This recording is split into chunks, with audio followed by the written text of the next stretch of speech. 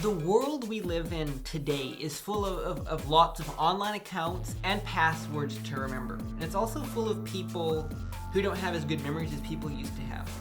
But people's memories and memory tips are a topic for another day. Hello, it's me here, Nonresistant, with some more tech talk. Tech talk, I love how I said that. Okay, welcome to Tech with Nonresistant. Today I'm going to be talking about password managers and why you should use one. And just a little bit more about passwords and stuff. So, most web browsers have a built-in password manager. And for some users that may be enough. And the most popular web browser out there actually is Google Chrome. And so it has a really good built-in password manager. And it's probably the better ones out there because it syncs across all your devices that you're signing with Chrome. And actually, if you're a big Chrome user and an Android user, the same passwords that you have saved in your Chrome web browser, on your desktop, on your laptop, or whatever, sync with your device. And so, on your laptop, Google Chrome can autofill passwords for you when you sign in to websites. On your Android phone, it autofills passwords when you sign into apps. So it's one of the better web browsers out there, and one of the better password managers out there. But this is 2021, and I have not used the Chrome web browser in so long. I'm of the opinion that nobody should be using that web browser in 2021 because it's 2021. The Google Chrome web browser has been around so long. It's like it's an outdated web browser. Come on. I mean, well, the Google Chrome web browser does get updated regularly, but still, like, there's so many other great options in 2021. So the web browser that you use is a whole another topic, and so yeah, I mean, most other web browsers also have equally as good password managers. And so really, if you're just an average user and if you just use one web browser, maybe you don't necessarily need a password manager. I don't know. But if you're using multiple web browsers, it's kind of handy to have a password manager just to have your passwords saved across different platforms. And then it's just kind of an added security step, just so you don't lose your passwords. Like let's say, you lose your web browser or whatever, and all your saved passwords, you still have them backed up in your password manager. And so, what are some characteristics of a good password manager? One, it works in multiple browsers, because if it just works with one browser, you may as well use the built-in one. Another feature of password managers is that they're free, which I'm going to get to them here. I'm going to mention a few here, but it's kind of hard, like, to find a free password manager. The thing is they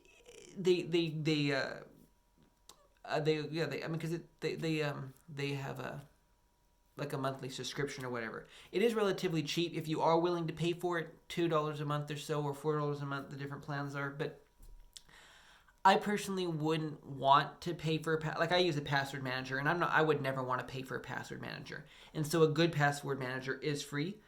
Another good feature of them is they autofill your passwords for you, and so they get you different password managers. They have browser extensions, and whenever you create a new account with whatever a website or whatever, it saves your password, and the next time you go to sign in there, it just autofills it for you.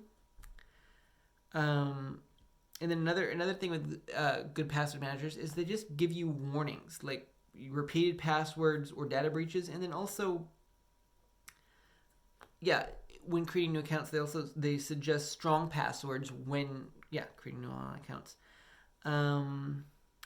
What are some reasons you may or may not need or want a password manager? Well, for one, you may want it because it takes the stress out of memorizing and managing passwords. But then a reason you may not want it is because what if you forget your password manager password? That's kind of like a tongue twister there. It really is, like, I find myself forgetting passwords all the time because I have so many online accounts. And so it really is, like, if you have your information entered correctly when you create an account with no matter what website it is, if you have your account information entered correctly there, if you forget your password, just say you forgot your password, enter your email, they'll send you a link to reset your password. So no stress. So just whenever setting up any account, make sure you're into your account information correctly, and then make sure you keep your account information up to date with all your accounts. So if you ever do forget your password for anything, you just hit the forgot my password link or button, and then they'll send you a link to reset your password. And that's the same with your password manager password. So, okay, where was I going with that? And when creating a new account, maybe sign out and back in a couple times just to make sure you can do it. Make sure your stuff is entered correctly and stuff, and really just making sure your account information is correct is something I don't know, not something you need to do regularly, but definitely when you set up an account. And then and see, I'm kind of going I'm talking about password managers, but then now I'm talking about just how you should be able to do it on your own. Like you should, when you create a new account, sign out and then sign back in. You should, and it kind of helps you to memorize the password. See, I'm trying to help you memorize it, but okay, yeah. And then another thing that a lot of companies have for signing in is two-factor authentication, and that's kind of a whole other topic on its own there. And because some people have enough trouble signing in it as it is. If you can manage two-factor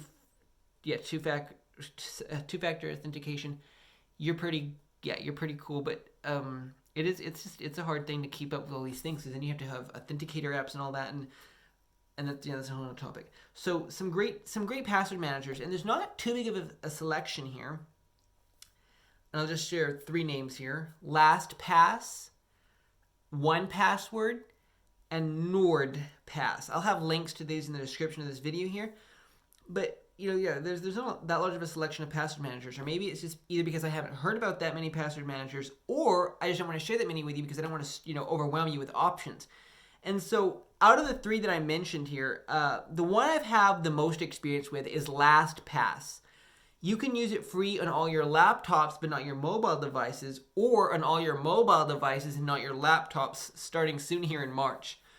I personally use it on all my laptops or on my web browsers, and it's free. The other 2, I think they have some free options, but I think they are subscription based. So I honestly don't know of another free password manager other than LastPass. So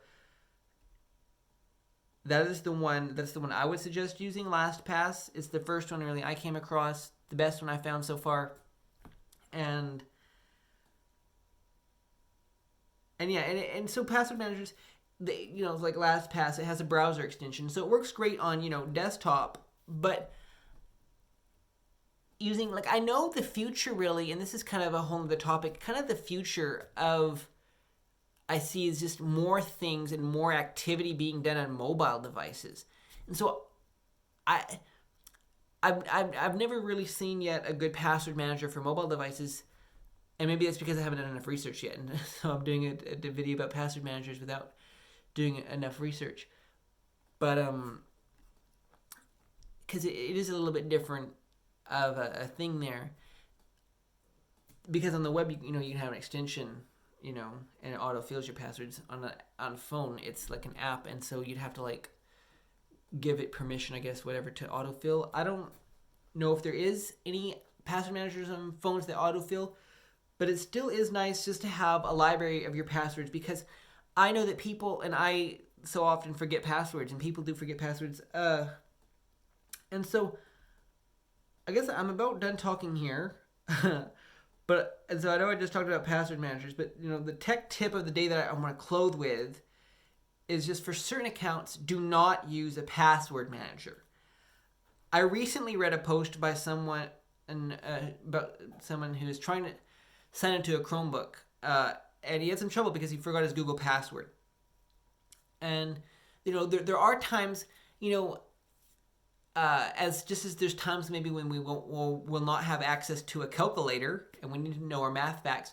There's maybe times when we don't have access to a password manager, and so there's certain passwords, and so password managers are great because they have you can find all your passwords there.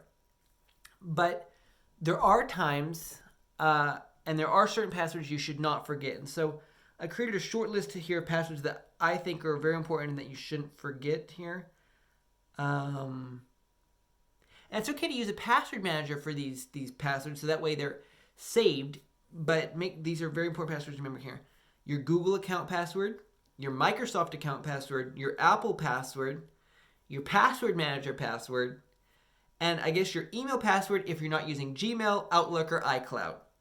And then your device password. So whether your just your device lock. And the reason I mention, Google, Microsoft, and Apple is because those are the biggest companies out there. I'm pretty sure everyone has those accounts. I mean, it seems silly, like, why should someone who has a Microsoft account need an Apple account? I don't know, but I have all three accounts because, because they're the huge companies out there. If you have an account with like just Apple, that's pretty cool. Because I'm pretty certain that most people have an account with all three. Microsoft, Google, Apple, and then your email password, and then also just any of the sites that you sign into regularly. You should make sure you memorize the passwords for that.